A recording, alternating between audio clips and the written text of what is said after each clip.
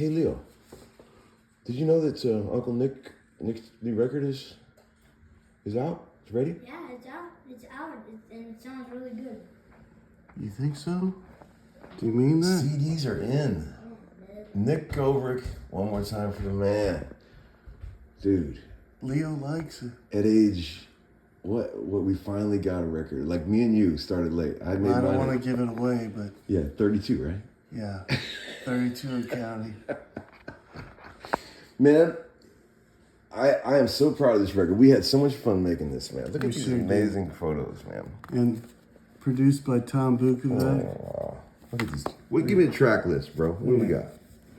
We got Heavy on the Humble. One More Time for the Man. Slit Tails with Straight Rails. Scratch Off Life. Find My Baby. The Wrong Way. Slipping Away. Teleco Planes. I love that one. Train Ain't Gonna Stop. And In the Meantime. Yeah, man. What's your favorite track?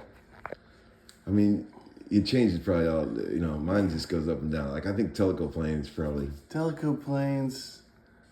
Meantime is awesome. Meantime, it's like saying who your favorite child That's is. it. These are songs. Although you do have favorites with children. That's right. There's no, but that ebbs and flows as well. Oh yeah. So this record is it going to be available soon? Looking for a release date here in the next few weeks or so. Oh man, I'm excited. I think the homeschoolers are going to dig this record. It's chock full. We had some great guests on there. We had. Let's see. Let's do a little of who's who. Will Hogue sang on a couple tracks. Wendy Moten. Will Hogue. Yeah. Ed Jurdy from Band of Heathens. Ed Jurdy. My son Conrad Govrik came and played on it a little bit. Jordan Perlson. Chris McHugh. Chris McHugh. That's Jimmy right. Jimmy Wallace. We had Sarah Tomek. She's great. Amazing drummer. Who else here? Bruce Bowden, Uncle Bruce. Bruce Bowden. Who I've known since. Who was that other keyboard player? Jimmy, Mr. Jimmy, man, who plays in the Tyler. And then another keyboard player. Who's the other guy? John Henry Chico. Yeah. And Guthrie played on Teleco Planes? Fantastic. All right. Well, Leo, you gonna buy one? You get a free one, Leo, because you're in the family. You get a free one. All right, so we'll be in touch about when we get those, okay? Yeah. All right. I had to slow things down, and maybe that's why I write my songs on the outskirts of town.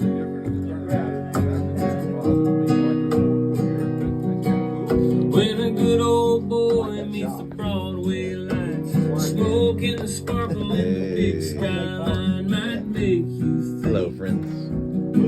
Hi, guys. You found your ground. Yeah.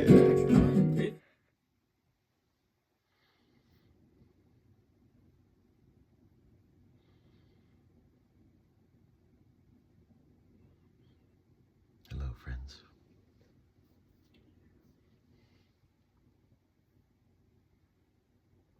Hello, friends. It's Uncle Larry coming at you on that Thursday night. Cheers to all you fellow homeschoolers and rock and roll enthusiasts. Just got the boys to bed. We watched a bit of, we finished off Coming to America and started the Blues Brothers. And look what we showed up in the mail. Kluson spacers, Shims for the P90. Get that P90 up in the air a little bit. So yeah, that's gonna be fun. As I mentioned, the ES330 Epiphone Casino, same guitar basically, and man, are they hot right now. Everybody wants them. They're like I mentioned, they're the hipster guitar at the moment. They've dethroned the Jazzmaster as the de rigueur hipster guitar. Even Keith Urban texted me the other day. He's looking for an Epiphone Casino. If any of you guys out there have a banging wide nut Epiphone Casino, please let us know. I like this little action here on this Gibson. What's it say? I like short shorts. I like bike shorts. This is probably about Deer Creek. Look at this thing, man.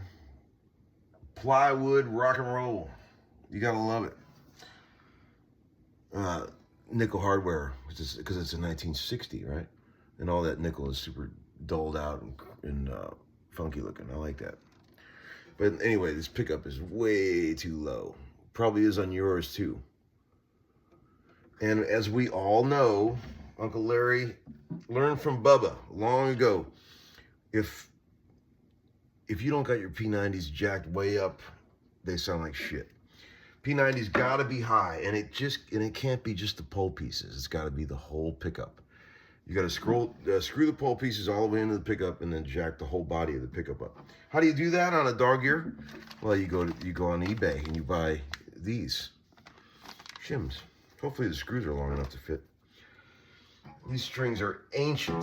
They've probably been on there for Lord knows how long. I kind of hate to change them because they're super funky. But alas, we must. But hope everybody had a good day today. I did. I had a blast. Beautiful weather here, and God, I'm gonna get tetanus from these strings. Jesus. Played a really fun session out at my buddy Moose's studio in Goodlettsville, way out in the country, for a very cool, real country singer named Mo Pitney. You guys know him? We had a smoking little band. We did 3 songs. It was really great. Got to see some old friends, Freddie Eltringham, Danny Dugmore, Danny Frizzell. Swine was on bass. It was great. But we had a good time. We got to eat some barbecue. See, barbecue being brought in is pretty popular on these sessions. You'll see a lot of that, which is pretty good for the guy who's on the no carb diet, because you can just eat the pulled pork. You don't have to worry about any of the sides. And you're in good shape. God, these strings. These are funky, man. Holy shit. Lord knows how old these are. Man, the weather is just killer here. I mean, it's just beautiful. It feels like spring has sprung. I can see all the bees out there trying to do their thing. You get a lot of bees out in the country, friends. Wasps, things like that.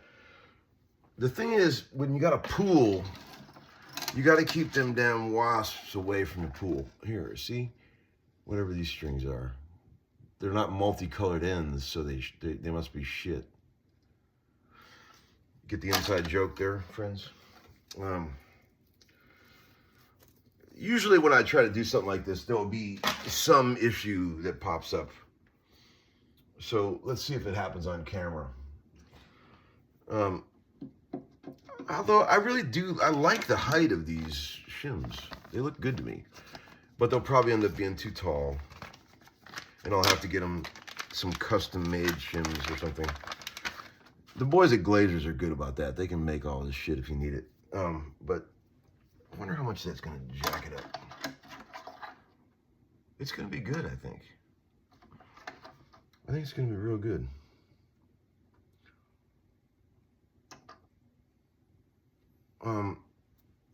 I can already tell that no, they're okay. They look a little bigger, the shim does, than the original pickup mount. Well, let's see. That might be screwy. You don't want the shim sticking out further than the pickup ring. That would not be cool. Well, let's see. Let's see what we got.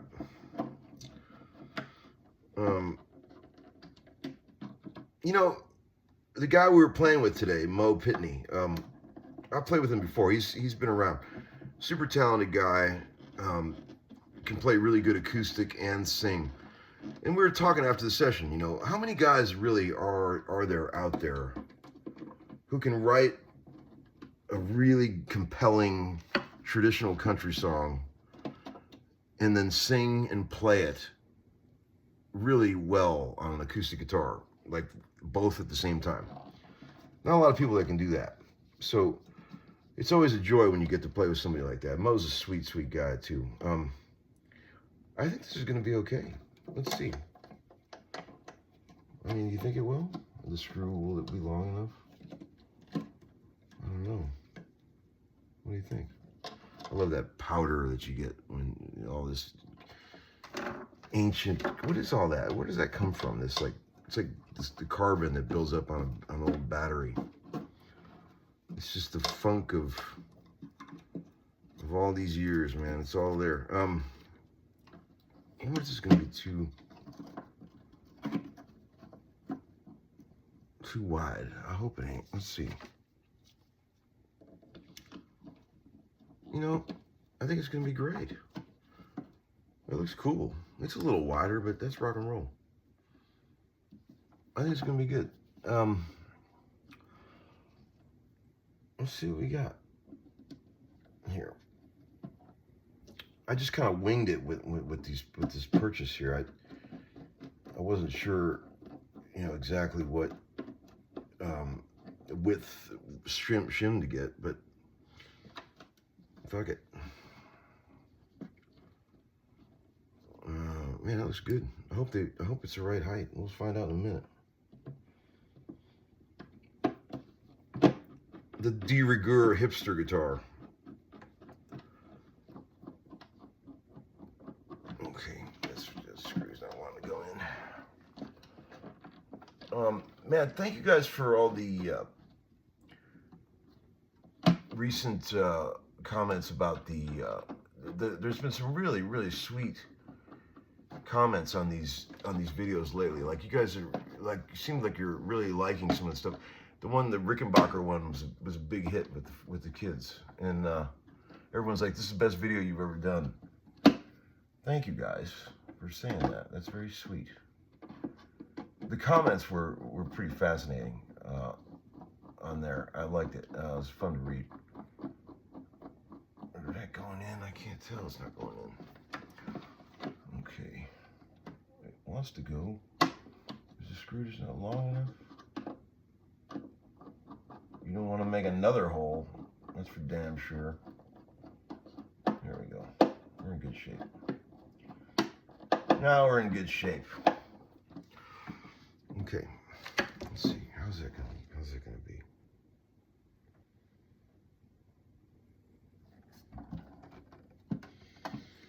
It might be too tall. No, it ain't. It's gonna be good. You think it's gonna be too tall? I'm not sure. I guess we can just put a string on and see. That's what we gotta do. My advice is to put a string on and see. See if it's gonna be too tall. You know,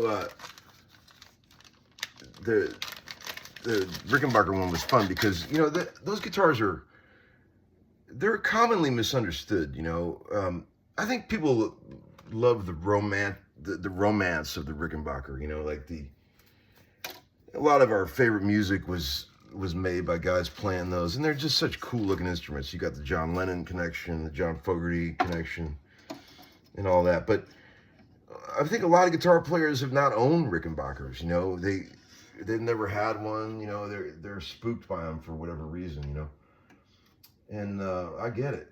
You know, they're kind of in the same pile as Gretsches. I think, although I think they're even more exotic than a Gretsch. You know, and they're very misunderstood. I mean, you know,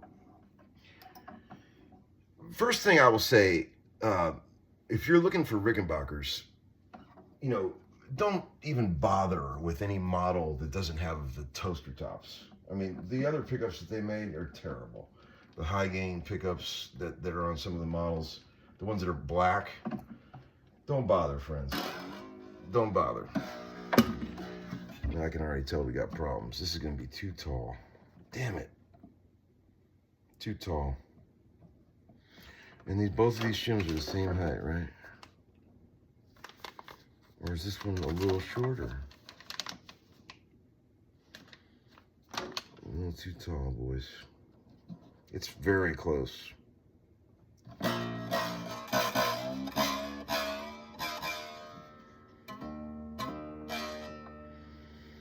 It's very close. I can't screw it down anymore, can I?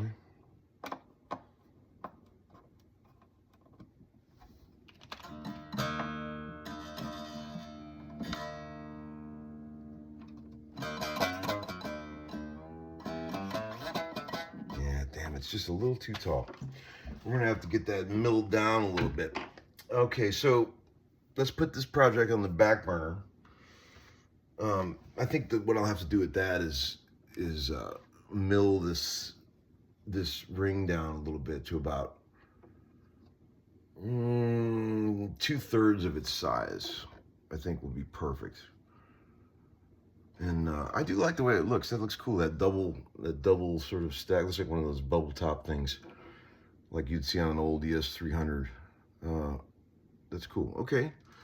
Well, I don't have the gear to do that, so I'll have to take that up to the boys at Glazers and have that milled down a little. Damn, it's so close. Okay. Don't worry. I have another idea. Let me show you this cool guitar. Put these strings away. You guys pretty good about organizing your strings? I'm not. My string situation is a bit messy, but thank God the sweet folks at Diodario were kind enough to put me back on their endorsee list. Because man, as I've said many times, these are the only strings, in my opinion. They're the only strings. Okay, so let me show you this. This is cool.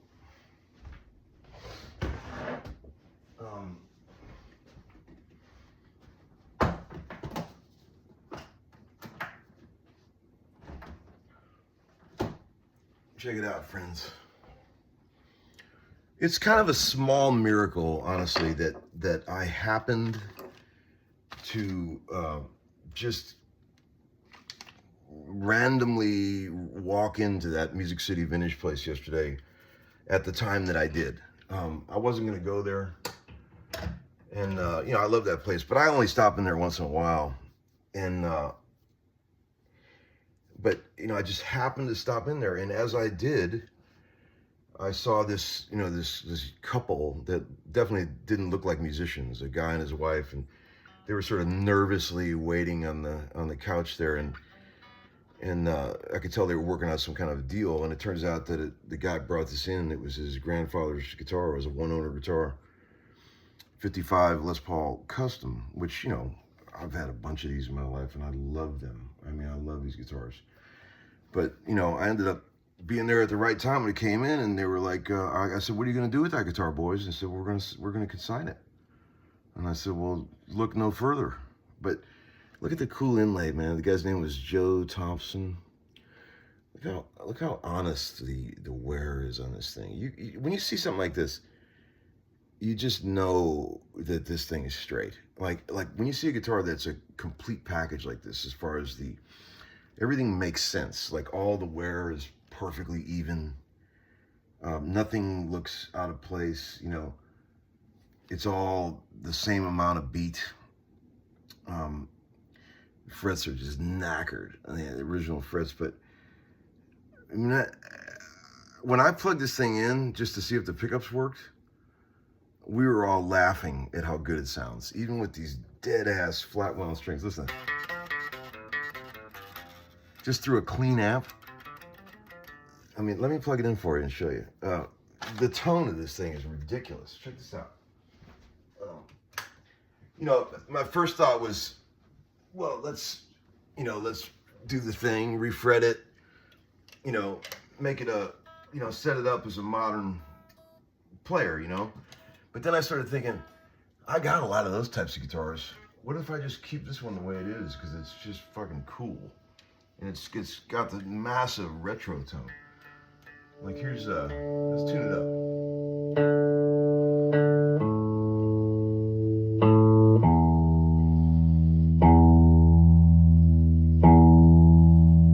You get about 4 notes out of that low E string when you hit it because the string is so shot.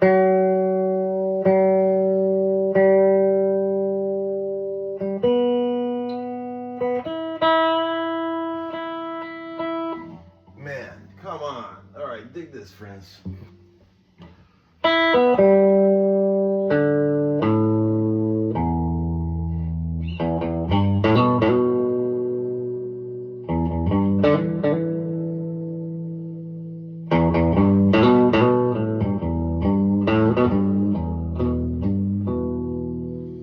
I don't care that they're sleeping down there. They like rock and roll.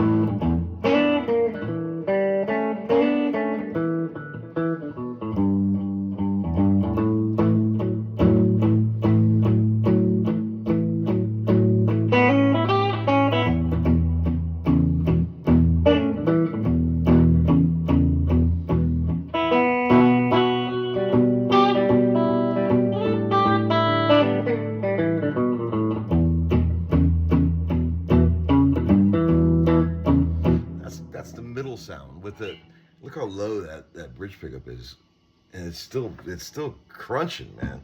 Here's the neck pickup, the staple pickup by itself, Alnico.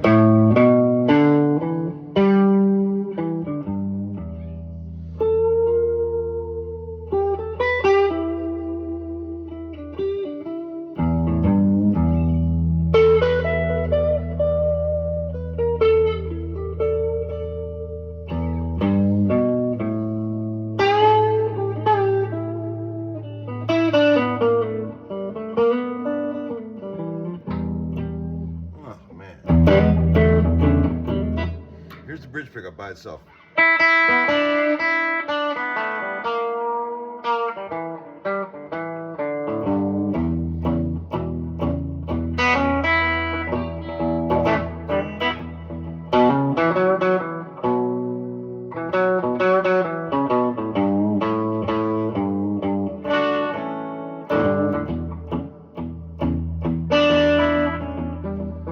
Talk about a guitar that tells you what it wants to play. My God.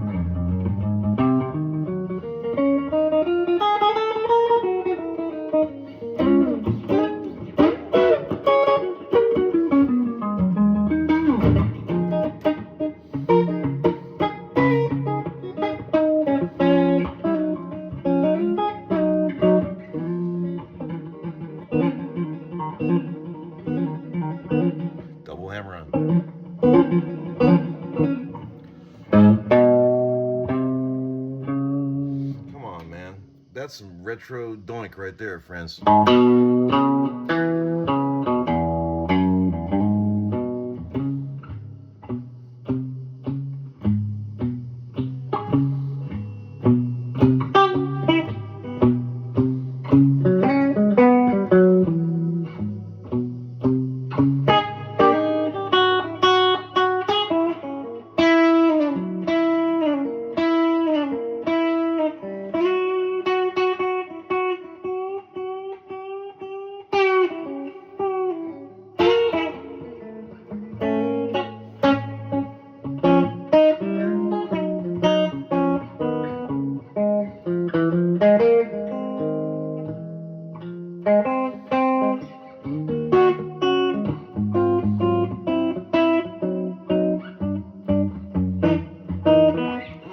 Man, is this fun to play. My God.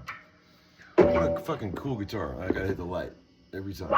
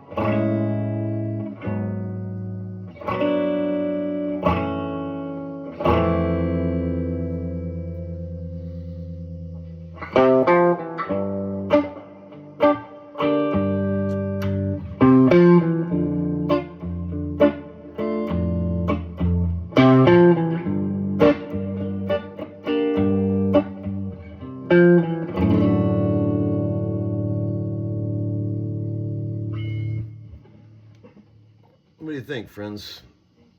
Sounds like we went back in time, doesn't it? Really attractive headstock on these things. I always thought that a mid-50s Les Paul Custom was the guitar equivalent of a tuxedo. Like, there is no classier instrument a man could hold in his hands. Like, I remember when we got married back in 2010, we had a little house band, and a ton of musicians were there. And at the end of the night, I got up on stage in a tux and played an old 50s Les Paul Custom, I remember. And I remember Keith Urban commenting, man, he goes, dude, you and that tux with that guitar, that's like the guitar for a tux if you're gonna do that. I mean, look at how cool these I love the way the squeezed in blocks on the first fret, you know how they're the square blocks, but they're very sort of skinny. I love that look, man. Just a fucking cool guitar, man. I am just gonna leave this thing alone and enjoy it just like it is.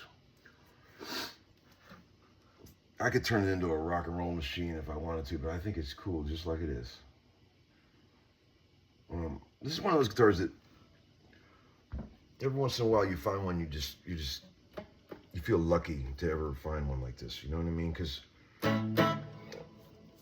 if I owned this, or if any of you guys out there owned it, you'd be hard pressed to sell it, wouldn't you? Why would you want to sell this? But there it is. Once in a while you get lucky and find one, and hopefully we'll get to enjoy this for years to come on the program. Friends, it's time for bed. Another busy day tomorrow, and I'll report back after I get those rings mowed down a little bit for the 330. If anybody else out there's got a cool From Casino for Boss Man, please let us know. I'm sure, what's the first year of the Casino? God, I can't remember. 60? I think 60 is the first year. Am I wrong? I can't remember. I haven't thought about that in a long time. But yeah, if anybody's got a wide nut one, you know, pre-65, let us know. All right, friends, have a great night. I'll talk to you soon. Uncle Larry, over and out ski.